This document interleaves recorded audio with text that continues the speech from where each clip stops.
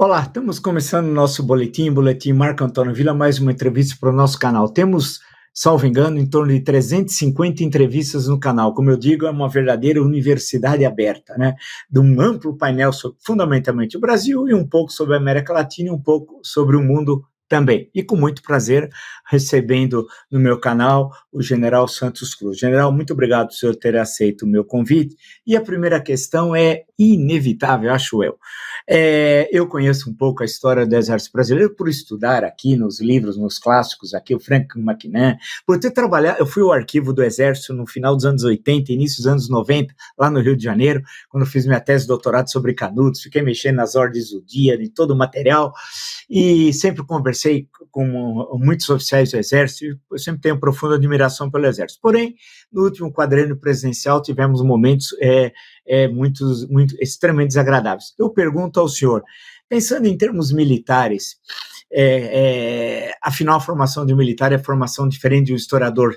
A vida inteira se convive com os colegas, desde o colegial, né, até lá anos e anos depois. É uma carreira muito diferente das outras, uma carreira de Estado diferente das outras. Eu pergunto ao senhor, o presidente não transferiu formalmente a faixa, tal qual nós temos desde 1989 esse hábito, independente se isso ocorreu em 1990, com dois adversários, né, Collor e Sarney, durante o processo eleitoral, e daí para frente. Eu pergunto ao senhor, em termos militares, o que isso, eu sei que é uma pergunta que pode parecer esdrúxula, mas não é no fundo, acho eu. O que isso significa? Quer dizer, você é um presidente da República, exerce, é o chefe do Executivo Federal, perdeu a reeleição, deve passar o poder, acho que como um general passa outro de algum comando, eu não sei, estou, na verdade, especulando. Como que foi a análise do senhor desse processo? Bem, aquela recusa do ex-presidente Bolsonaro de passar a faixa para o presidente Lula demonstra a completa falta de preparo, a completa falta de bom senso, né? A única coisa que demonstra ali é que ele acertou quando saiu do Exército, né? Quando optou por outra carreira, porque não tem nenhuma característica militar, não tem a mínima, não incorpora os mínimos valores militares, chegando ao ponto de se comparar com a vida militar, a deserção dele para Miami antes de... Aquilo é uma deserção do ponto de vista militar.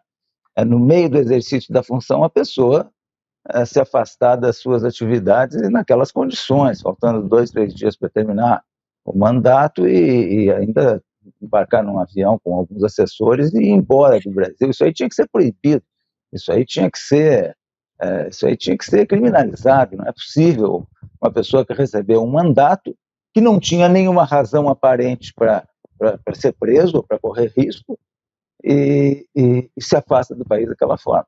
Então, todo aquele conjunto de coisas, não é só não passar a faixa, todo aquele conjunto de coisas demonstra que não tem nenhum entendimento do que é a vida militar, a responsabilidade, etc. Então, eu acho que aquilo ali mostra bem que ele acertou quando optou por se afastar das Forças Armadas. Eu vou falar de um fato também sumamente desagradável, que eu nunca tinha visto na história militar brasileira, do que eu estudo, do que eu acompanhei, e de vidas, de muitas biografias que eu acabei lendo, de Caxias, Osório, Rondon, etc, etc. Bem, a questão das joias e de todos os episódios que envolveram, foram 150 viagens à Arábia Saudita em 4 anos, os 3 presentes, um deles, inclusive, num valor estratosférico de 16 milhões e meio de reais, 3 milhões de euros, e o envolvimento tanto de um almirante, que demora tanto tempo para chegar a ser almirante, como formação de quadros, né, como de outros oficiais, de outras armas, no caso também do Exército. Como é que o senhor avalia aquilo? Eu nunca vi isso na história do Brasil, nem imperial, nem na história, muito menos na história republicana, o envolvimento das Forças Armadas numa ação que tudo indica que tenha sido uma ação delituosa, né? Bem, isso aí está sob investigação, né? Ontem teve até uma audiência na Polícia Federal, está sendo avaliado, e eu espero que isso aí seja bem catalogado na legislação, seja bem qualificado na nossa legislação.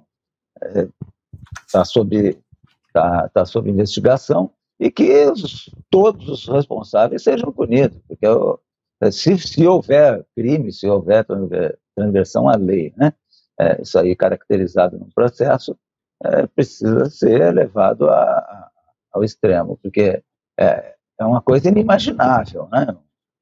Presentes nesse valor, eu nunca tive conhecimento de que as pessoas tenham recebido presentes nesse valor, nem o presidente dos Estados Unidos, nem o Papa, nem a Rainha da Inglaterra. Então, isso aí agora eu espero que tenha o processo justo, né? Que seja justo, mas que seja realmente responsabilizado, porque o Brasil já tem muitos exemplos de falta de responsabilização, né? Mais uma dessas mais um ponto muito negativo para a nossa coleção de irresponsabilidades, né? Eu lembro que o professor, grande jurista, Eli Lopes Meirelles, em um dos livros, que eu passei os olhos, eu sou um historiador, só passei os olhos, mas ele dizia o seguinte, que indícios vários e concordantes constituem provas, né?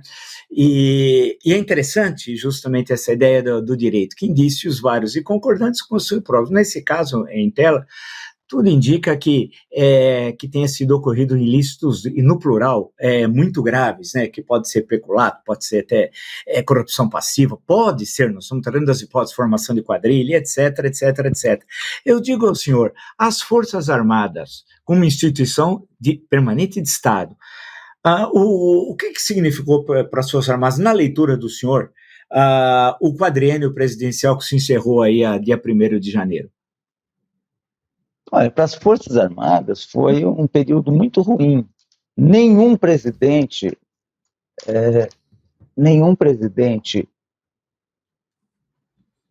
fez uma traição tão grande para as Forças Armadas como foi o caso do ex-presidente Bolsonaro.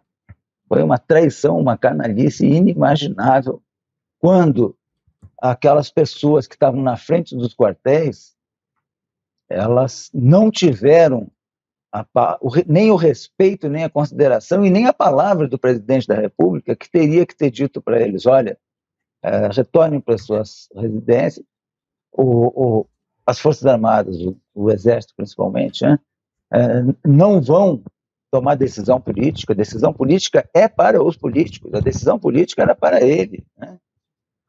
Ou essa conversa poderia ser por ele ou através do ministro da Defesa, que também tem uma posição política, mas não se dirigiram àquelas pessoas, mostrando o máximo de desconsideração, de desonestidade com elas, e dizer, a expectativa de vocês, de que as Forças Armadas vão tomar uma decisão política, não vai se realizar. Voltem para suas casas. Teria que dizer isso. Ficou 2 meses em silêncio, fazendo encenações, né? Vitimização, e um volume de fake news muito forte, sempre dizendo que ia ter uma decisão espetacular daqui a 72 horas, né? As coisas assim, para manter aquelas pessoas ali. Ele tinha que se dirigir àquelas pessoas, no mínimo, antes da atitude covarde de sair do país, devia ter dito, olha, eu estou saindo do país, vocês voltem para suas casas. E tinha que explicar, era uma obrigação funcional explicar que as decisões políticas são para os políticos. E que não era o caso do Exército tomar uma decisão política. Mas não, deixou toda aquela situação, né? E aí depois aparecem os super-heróis, que hoje está na moda também, qualquer um ficar falando mal dos comandantes, falando mal do Exército, etc. Agora está na moda, qualquer um. Qualquer pessoa desqualificada pode fazer isso daí, fazer um videozinho. Isso foi um absurdo, isso foi a maior traição, a maior canalice que eu já vi fazer com as Forças Armadas em toda a minha vida. Essa transferência de responsabilidade foi uma das coisas mais irresponsáveis que eu assisti. Isso que eu queria perguntar ao senhor. A primeira questão, só para o andamento da nossa entrevista, general, o senhor é a favor do Ministério da Defesa? Sou a favor do Ministério da Defesa, sem dúvida. O senhor não acha que demorou para ser criado o Ministério? do Ministério. Você não acha que demorou muito para criar um Ministério da Defesa no Brasil? Ele demorou o tempo da nossa maturidade política para aceitar a criação do Ministério. Não tem uma maturidade para essas coisas. E o Ministério da Defesa, ele tem dois componentes. Ele tem um componente que é o Estado-Maior Conjunto, que é realmente o elemento operacional do Ministério da Defesa, que coordena ações militares entre as três forças, Exército, Marinha e Aeronáutica.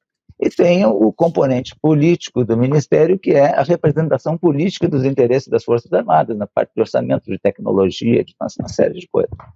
Então, nesse caso aí, o Ministério da Defesa também poderia ter se manifestado para defender as Forças Armadas daquilo ali que estava, daquela canalice que estava sendo feita, que era transferir uma responsabilidade política para as Forças Armadas. Por quê? Porque o Ministério da Defesa também tem a atribuição de defender os interesses políticos das Forças Armadas, mas não de política partidária, de política de reestruturação, de tecnologia, de política de desenvolvimento, estratégia, etc. Então, eu sou a favor do Ministério da Defesa e infelizmente, acho que o Ministério da Defesa passou por um momento muito ruim ali naquele governo anterior. Deixa eu perguntar para o senhor, eu fico também estudando, lendo, converso com algumas pessoas, leio alguns relatórios, como estabelecer uma política de defesa nacional no século XXI, na terceira década do século XXI, num país de dimensões continentais como o Brasil, que é diferente de países pequenos, no hemisfério sul, onde ainda não temos grandes tensões, diferente de outras regiões do mundo, como o caso, quem acreditaria que na Europa teríamos, depois de 1945, uma guerra como essa contra a Ucrânia? Então, nós somos num hemisfério relativamente tranquilo, vamos chamar de continente, entre aspas, América do Sul, que evidentemente não é um continente, mas como desenhar umas forças armadas para esse novo momento no mundo? Quer dizer, nós temos problemas territoriais graves, o caso da Amazônia, a presença supostamente até de cartel do Sinaloa, até conheci Sinaloa porque eu estudei no México, mas da parte do mar territorial tão grande como o nosso é a pesca clandestina, o problema do nosso espaço aéreo, a questão territorial, como estabelecer? Eu sei que tem uma tarefa que o Legislativo se omite, né, nessa discussão, o Legislativo Federal, dessa discussão. Eu pergunto ao senhor, o que seria o desenho, grosso modo, claro, dentro do que seja possível numa conversa como a nossa, estabelecer um desenho de umas forças armadas na terceira década do século XXI, apontando para essa década e para as próximas? A questão das Forças Armadas, em primeiro lugar, tem uma questão cultural. Tem que respeitar uma cultura existente no Brasil de presença nacional. As Forças Armadas, elas têm uma distribuição geográfica também de presença nacional. As Forças Armadas, elas têm uma necessidade de transformações tecnológicas. Tudo isso tem que ser discutido e tem uma limitação que é orçamentária. Então tem o respeito à cultura e tem o respeito àquilo que é possível para a nação, né? A nação, ela tem uma capacidade orçamentária que é o que ela pode fornecer para as Forças Armadas. Claro que sempre tem aí a discussão que pode ser um pouco mais, um pouco menos, mas tem um limite orçamentário para isso. E tem o planejamento, que isso aí é feito, tem gente capacitada para isso, né? Tem que ser mais discutido. Hoje, no meio civil, já tem muita gente dedicada a assuntos de defesa, tem universidades que têm cursos, etc. Então, já existe uma massa crítica de muito boa qualidade para discutir isso aí. E, inevitavelmente, a gente sabe que modificações são necessárias, particularmente pelo que a gente está vendo na evolução tecnológica, né? Então, talvez hoje os efetivos não sejam a grande estrela, mas sim a tecnologia, né? Às vezes não interessa você ter tantos batalhões, mas sim ter um desenvolvimento tecnológico. O que é também tecnologia que tem que ser buscada fora e o que deve ser produzido aqui, desenvolvido aqui, para que não se tenha dependência. O caso da Amazônia é um caso que é muito creditado às Forças Armadas. O caso da Amazônia é muito creditado às Forças Armadas, mas aí é um conjunto. Defesa nacional não é só a Força Armada, a defesa Defesa nacional é postura política, defesa nacional é legislação, é desenvolvimento de outros componentes, como no caso do IBAMA, como é o caso dos órgãos de controle, de fiscalização, de Receita Federal, de polícias estaduais. Então, é um conjunto todo porque defesa não está mais só limitada a Exército, Marinha e Aeronáutica. Nesse caso aí da Amazônia, o desenvolvimento dos outros órgãos de controle é fundamental, esse desenvolvimento e essa integração. Ali é uma integração, é um caso específico no mundo, né? Outros países talvez tenham também o mesmo problema, pela dimensão, mas a Amazônia é um caso clássico no mundo, que tem que haver de força armada com outros órgãos. É uma questão de poder nacional e de postura política também, né? Agora o governo está tentando está trazendo algumas discussões internacionais para fazer em Belém, para fazer em Manaus. O Brasil tem que liderar isso aí. É uma questão não é só de força armada, não, é de liderança política também. E o Brasil tem tudo para essa liderança política.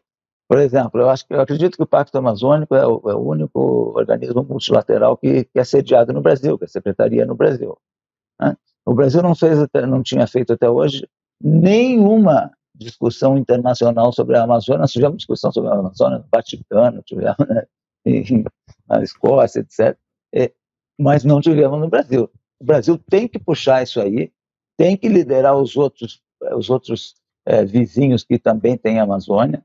Ele tem que liderar isso, tem gente para isso, tem muitas pessoas capacitadas. Então, a Amazônia, ela não é só Exército, Marinha e Aeronáutica.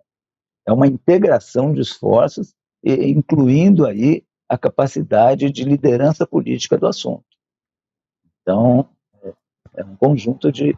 A Amazônia é um caso muito específico, né? É um caso mundial, é um caso de atenção mundial. Então, o Brasil precisa ser bastante cioso da importância de liderar o processo.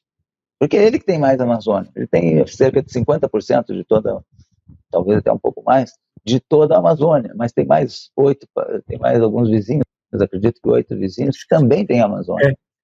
Então, ele tem que liderar esse grupo todo, ele tem que investir nessa liderança, ele tem que chamar para o Brasil as reuniões para discussão sobre a Amazônia, né? Não pode deixar que ela seja feita em outros locais distantes daqui. Então, o Brasil tem uma tarefa muito importante e tem gente capacitada, muita gente boa capacitada para isso, na área de meio ambiente, na área política, na área das relações exteriores. Então, é isso aí que tem que fazer sobre a Amazônia. E tem que ter um orçamento específico também não adianta colocar no orçamento geral. O senhor é a favor de uma Guarda Nacional de Fronteira? Se eu fosse presidente, eu criaria um ministério só para cuidar da Amazônia. Da Amazônia. Perfeito. Deixa eu perguntar para o senhor é a favor de uma Guarda Nacional de Fronteiras? Ou acha que isso é um acúmulo além do que já existe no Brasil? Não, acho que não tem necessidade, não. A gente, normalmente, nós temos o costume de nem terminar uma coisa e já começar outra, né? Então, tinha que fazer... tinha que aperfeiçoar os mecanismos existentes, né? Eu vou dar só um exemplo bem rápido aqui. Vamos pegar um local no Mato Grosso do Sul, por exemplo, da Guarda de Fronteira, um local de passagem de drogas, armamento e contrabandos, etc., num lugar específico qualquer. Nós temos uma comissão de inquérito, ela localizou 7, 8 pontos, por exemplo, no Mato Grosso do Sul. Nos outros estados também tem. Isso aí, hoje a Amazônia é muito forte também nessa entrada de ilegalidades. A gente tem lá Exército, tem Marinha, tem Força Aérea, tem Receita Federal, tem Polícia Rodoviária Federal, tem Polícia Federal, tem a Polícia Militar Estadual, Polícia Civil, Receita Estadual, tem todos esses órgãos e o local é ponto de passagem. Então tem pontos que nós temos todos esses órgãos presentes e é ponto de passagem caracterizado lá, bem conhecido, de droga, de arma, de tudo que é tipo de contrabando. Então, não adianta criar mais uma. Já existem uns 8 ou 10 elementos ali que precisam funcionar bem, que precisam ser bem integrados, que precisam ter um mecanismo de integração, tecnologia, tudo isso, e, e ter resultado. E depois, se isso tudo não funcionar, a gente pode pensar numa outra, numa outra fórmula. Agora, hoje tem muita tecnologia de observação, dia e noite, 24 horas, tem tudo.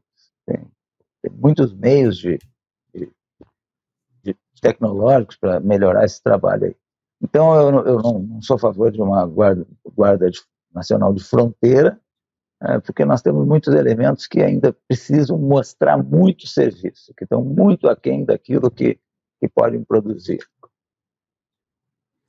Uma última questão ao senhor. Nós tivemos um momento na nossa história no século XX, mais ou menos anos 1960, 1970, até acho que meados dos 1980, aproximadamente, e nós tínhamos uma indústria bélica nacional expressiva, e inclusive com presença internacional, né, no mercado internacional de armas. Por uma série de razões, essa indústria bélica foi perdendo importância. Eu pergunto ao senhor, porque em certo momento da fala do senhor, o senhor tocou nessa questão. Como é que fica a questão da indústria bélica nacional? Deve ser retomada as suas atividades? Deve se dedicar a um setor A, B, ou C ou D? Como é que o senhor vê essa questão?